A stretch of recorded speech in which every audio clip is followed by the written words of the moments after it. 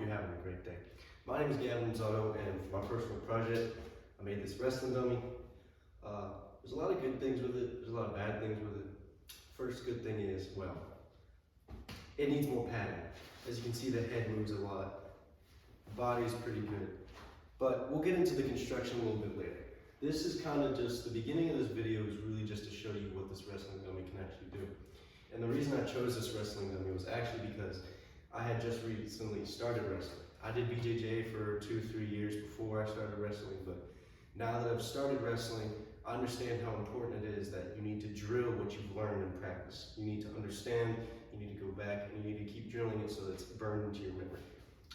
So I just got back from a run. But basically, the reason I am doing this right now is because it fits in my schedule. I can film this, knock it out real quick, and just kind of showcase what you can do with this thing. But the reason I made it, I've already stated, so I don't think I need to say it more. And we will get into construction more, but I'll just go over what you can do. All right, let's get started. So there's a lot of things you can do with this. You can do, as you can see, it stands up okay-ish on its own. It really does need a lot more padding. I mean, the structure on the inside is really good, and that's the reason it's standing up, but it does need a lot more padding. As you can see, some of the padding fell down into the gut, and right here is just foam and a little bit of padding on its back, but it does need padding. Basically what I did in the head though was I put some foam in there. But like I said before, we'll get into the nitty-gritty stuff. There's a lot of things you can do. You can do hip throw, and if you want to, you can even grab arm, face up on the hip, and slam the dummy down. It's not a heavy dummy. It's very light. This thing is very light. There's not a lot of padding in it, but it is very light, and it does help with drilling quite a bit. Another thing you can do is, though it is difficult, you can do double leg. Double leg is you just fall down, go in between the legs. You grab with both legs like this, and then you step out, lift it, and bring it to the ground. Basically, you can do any throw. You can even do some things from ground. So I would like if his arms held him up a little bit more. One of my favorite moves is I'm here, I put my hand on the back of his neck, put the hand on the back of the head like this so I have control of the head. I reach under the armpit, grab with this, and usually there would be more resistance, but there's not more resistance right now because, well, it needs more padding. And then you just slowly tilt the person over on the back, you recapture, and then you have a pin. And it's a bit of a scramble, but you can get to it. You throw it every which way. And it does help. And trust me, I've been using this for a little bit. It does seriously help with my drilling. I mean, I come back and I can actually learn with this thing. But yeah, it works. I mean, construction could be a little bit better. I really need to figure out how I can attach this more. Or maybe I'll just duct tape it. But it does work, it does help. I'm glad with how it turned out. Is there a better way to make them? Yeah, but I am glad that I made one. So, I hope you enjoyed this part of the video. Alright, so the actual construction of the dummy. I did take many photos while I was building it, so I'll probably input them, but so the torso of the body is 2 sweatshirts.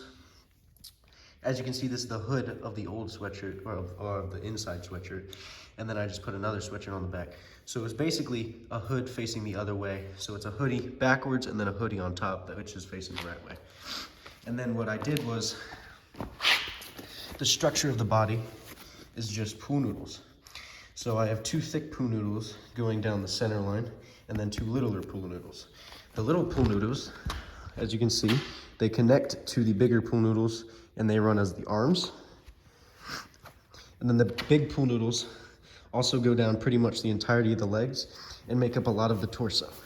As you can see, this is the end of one, this is another end of one, this is the big pool noodle, and then this is the little pool noodle branching off into the arm.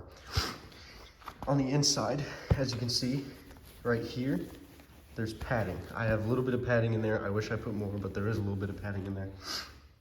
There's even padding in the legs too. But yeah, as you can see, my duct tape job, not very good, but it worked. You can see some of the padding. I used 2 pairs of pants in the legs because I wanted to get as much padding as I could in there, but it works for now. This is just some other padding in there. The legs do branch off. The legs aren't connected at the bottom, as you can see, because they can actually separate, but I think around right here is where the littler poodle ends, and right there is the rest of the big poodle.